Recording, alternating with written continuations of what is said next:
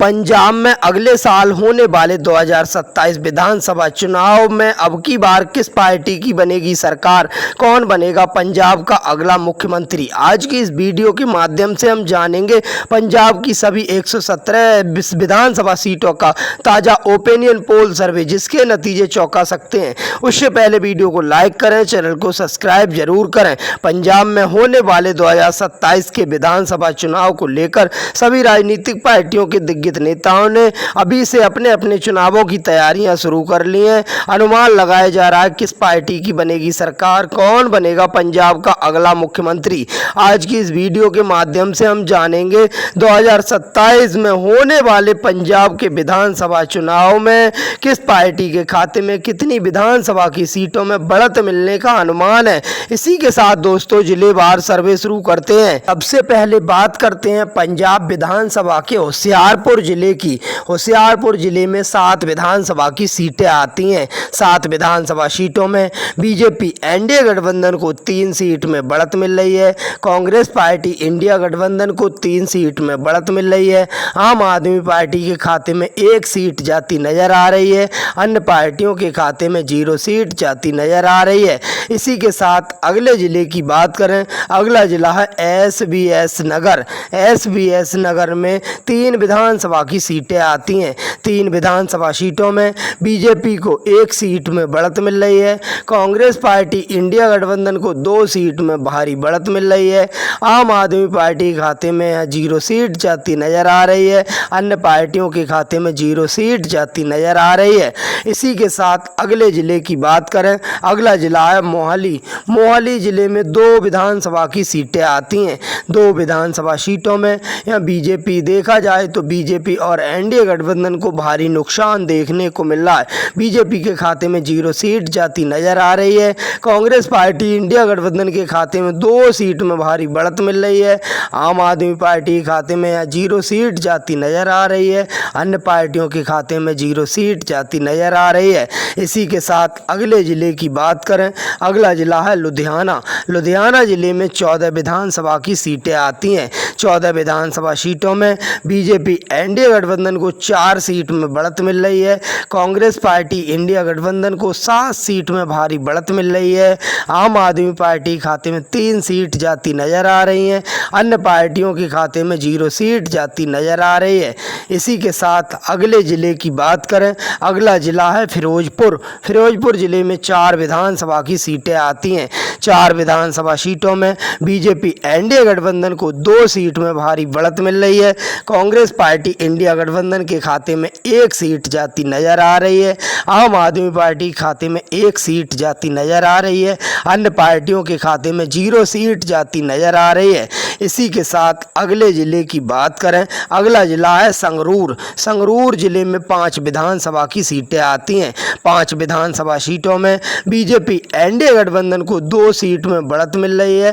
Congress party India गठबंधन को 3 seat में भारी बढ़त मिल रही है। आम आदमी पार्टी को यह नुकसान देखने को मिल रहा है। आम आदमी पार्टी खाते में 0 सीट जाती नजर आ रही है। अन्य पार्टियों के खाते में 0 सीट जाती नजर आ रही है। इसी के साथ अगले जिले की बात करें, अगला जिला है बरनाला। बरनाला जिले में 3 विधानसभा की सीटें आती हैं। 3 विधानसभा सीटों में बीजेपी एनडीए गठबंधन को 1 सीट में बढ़त मिल रही है। कांग्रेस पार्टी इंडिया गठबंधन को 1 सीट में बढ़त मिल रही है। आम आदमी पार्टी खाते में 1 सीट जाती नजर आ रही है। अन्य पार्टियों के खाते में 0 सीट जाती नजर आ रही है। यहाँ पे देखा जाए बरनाला जिले में तो बीजेपी, कांग्रेस और आम आदमी पार्टी में तीनों पार्टियों में कांटे का मुकाबला चल रहा है। इसी के साथ अगले जिले की बात करें, अगला जिला है पटियाला। पटियाला जिले में 8 विधानसभा की सीटें आती हैं। 8 विधानसभा सीटों में बीजेपी एनडीए गठबंधन को यहाँ नुकसान देखने को मिल रहा है। बीजेपी के खाते में 2 सीट जाती नजर आ रही हैं। कांग्रेस पार्टी इंडिया गठबंधन के खाते में 4 सीट में भारी बढ़त मिल रही है। आम आदमी पार्टी के खाते में 2 सीट जाती नजर आ रही हैं। अन्य पार्टियों के खाते में 0 सीट जाती नजर नजर आ रही है।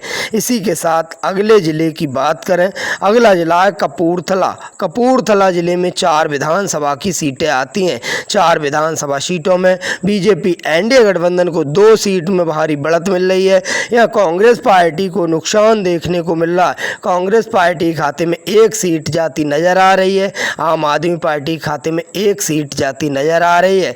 अन्य पार्टियों के खाते में 0 सीट जाती नजर आ रही है। इसी के साथ अगले जिले की बात करें, अगला जिला है जलधार। जलधार जिले में 9 विधानसभा की सीटें आती हैं। 9 विधानसभा सीटों में बीजेपी एनडीए गठबंधन को यहाँ नुकसान देखने को मिल रहा है। बीजेपी के खाते में 3 सीट जाती नजर आ रही हैं। कांग्रेस पार्टी इंडिया गठबंधन को 5 सीट में भारी बढ़त मिल रही है। आम आदमी पार्टी खाते में 1 सीट जाती नजर आ रही है।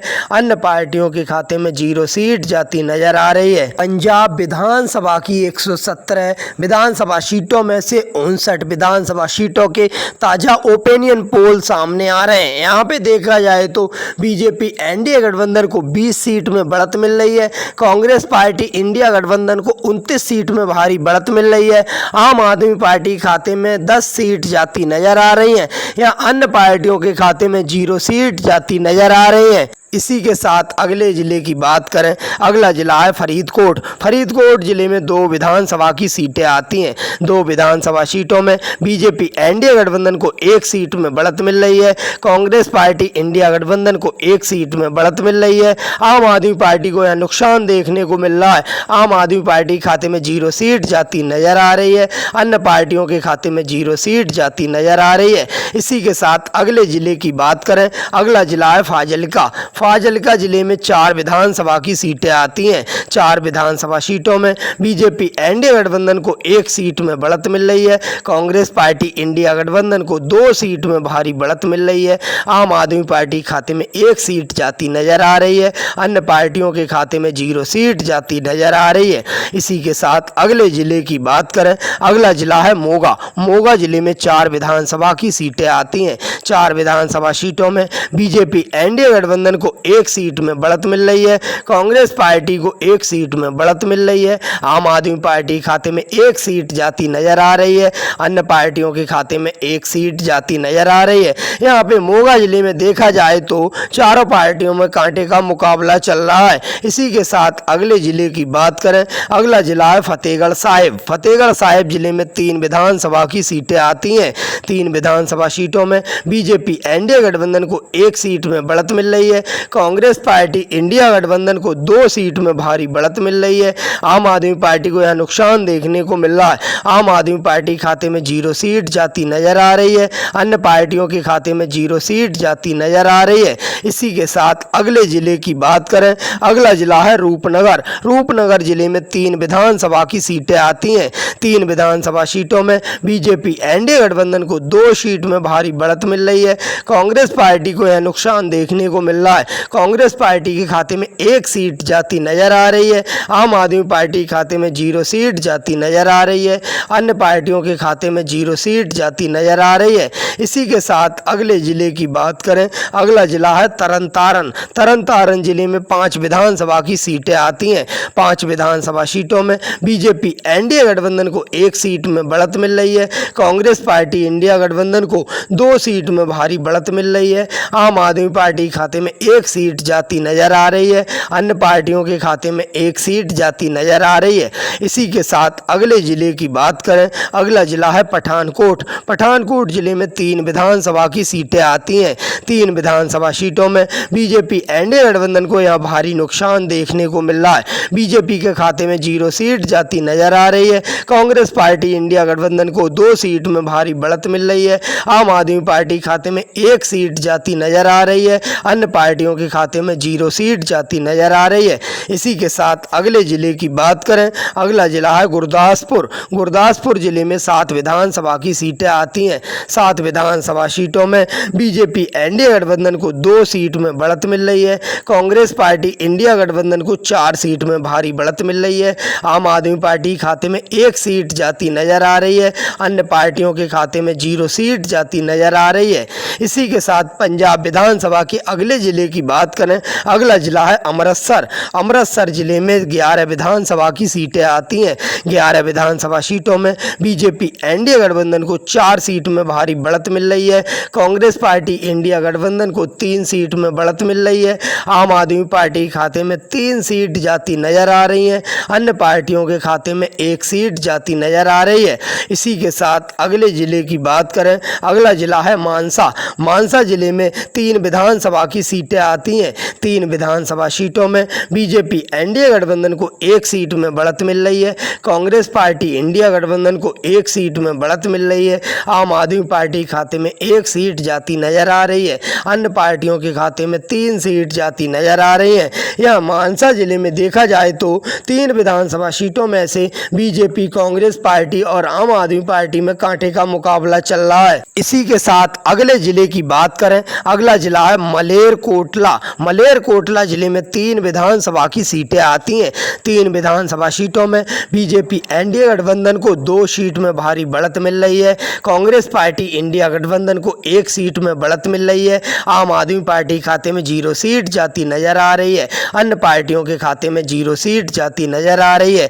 इसी के साथ अगले जिले की बात करें, अगला जिला है बठिंडा। बठिंडा जिले में 6 विधानसभा की सीटें आती हैं। 6 विधानसभा सीटों में बीजेपी एनडीए गठबंधन को 2 सीट में बढ़त मिल रही है। कांग्रेस पार्टी इंडिया गठबंधन को 2 सीट में बढ़त मिल रही है। आम आदमी पार्टी खाते में 1 सीट जाती नजर आ रही है। अन्य पार्टियों के खाते में 1 सीट जाती नजर आ रही है। यहाँ पे देखा जाए, बठिंडा जिले में देखा जाए तो बीजेपी और कांग्रेस पार्टी में कांटे का मुकाबला चल रहा है। इसी के साथ अगले जिले की बात करें, अगला जिला है मुक्तेश्वर साहिब। मुक्तेश्वर साहिब जिले में 4 विधानसभा की सीटें आती हैं। 4 विधानसभा सीटों में बीजेपी एनडीए गठबंधन को 1 सीट में बढ़त मिल रही है। कांग्रेस पार्टी इंडिया गठबंधन को 2 सीट में भारी बढ़त मिल रही है। आम आदमी पार्टी खाते में 1 सीट जाती नजर आ रही है। अन्य पार्टियों के खाते में 0 सीट जाती नजर आ रही है। 117 विधानसभा सीटों में से 117 विधानसभा सीटों के ताजा ओपिनियन पोल सामने आ रहे हैं। यहाँ पे देखा जाए तो बीजेपी पार्टी को 39 सीट में बढ़त मिल रही है। कांग्रेस पार्टी को 53 सीट में भारी बढ़त मिल रही है। आम आदमी पार्टी खाते में 21 सीटें जाती नजर आ रही हैं। अन्य पार्टियों के खाते में 4 सीटें जाती नजर आ रही हैं।